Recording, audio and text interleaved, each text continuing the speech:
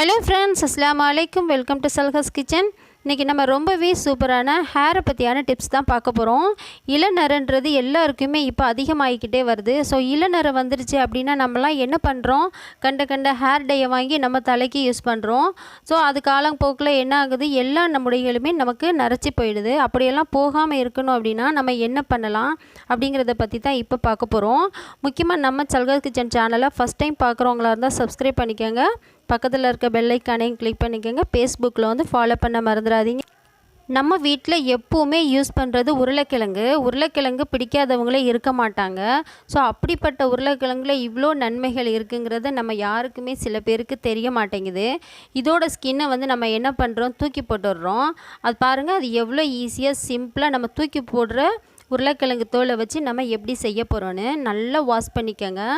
நல்லா இதில் மண்ணெல்லாம் இருக்கும்ல, நம்ம அழுத்தி எல்லாத்தையும் கழுவி வாஷ் பண்ணி அதோட ஸ்கின் எல்லாத்தையும் ரிமூவ் பண்ணி வச்சுக்கலாம். அதோட தோலில் தான் நம்ம பண்ண போகிறோம். நல்லா கழுவி எடுத்துகிட்டு வந்தாச்சு. இப்போ இதில் இருக்க ஸ்கின் எல்லாத்தையும் நம்ம எடுத்துடலாம்.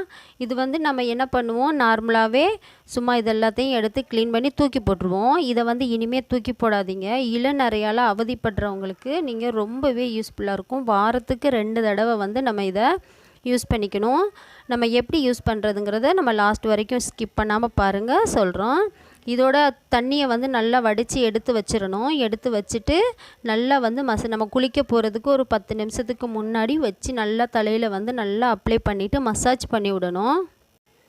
இது எல்லாத்தையுமே நம்ம நல்லா சுத்தம் பண்ணி எடுத்துடலாம். பாருங்கள், எடுத்தாச்சு. இப்போ இந்த உருளைக்கிழங்கை நம்ம குழம்பு வைக்கிறதுனாலும் சரி, பொரிக்கிறதுனாலும் சரி, அதுக்கு நம்ம யூஸ் பண்ணிக்கலாம். இப்போ இந்த ஸ்கின்னை வந்து வச்சு நம்ம எப்படி அதை வந்து ரெடி பண்ணுறோங்கிறத பார்த்துடலாம். நம்ம ஒரு முடி உங்களுக்கு எவ்வளோ அளவு இருக்கோ அதுக்கு ஏற்ற மாதிரி நீங்கள் தண்ணி எடுத்துக்கணும். இல்லை ஒரு ஆளுக்கு தான் செய்கிறீங்க அப்படின்னா நமக்கு 50 ml தண்ணி போதும். ஸோ அப்படி போதுங்கிற நேரத்தில் 2 உருளைக்கிழங்கோட தோல் எடுத்து போட்டிருக்கோம். இது ஒரு ஆளுக்கு தேவையான அளவு. இதுக்கு வந்து 100 ml தண்ணி விட்டுருக்கேன். 100 ml தண்ணி விட்டு நல்லா சிம்மில் வச்சுக்கணும். ஹையில் வச்சு குக் பண்ணிங்கன்னா சீக்கிரமாகவே அதோட தண்ணி வற்றி போயிடும். அதில் இருக்க சத்துக்கள் வந்து நமக்கு தண்ணியில் வராது. இதை வந்து நல்லா சிம்மில் வச்சு நம்ம இப்போ குக் பண்ணலாம். ஒரு 10 நிமிஷம் வரைக்கும் சிம்மில் வச்சு குக் பண்ணுவோம். குக் பண்ணதுக்கப்புறம் இந்த தண்ணியை வந்து நல்லா ஒரு 50 ml வர்றது நல்லா வற்ற விட்டுறலாம். வற்ற விடும்போது கலர் வந்து கொஞ்சம் லைட்டாக நமக்கு மாறி வரும். அந்த டைமில் நம்ம என்ன பண்ணலாம், தண்ணியை நல்லா வடிகட்டி எடுத்து இன்னொரு பாத்திரத்துக்கு நம்ம ஊற்றி நல்லா ஆற வச்சிடலாம். பாருங்கள், ஒரு 100 ml தண்ணி ஊற்றினேன்.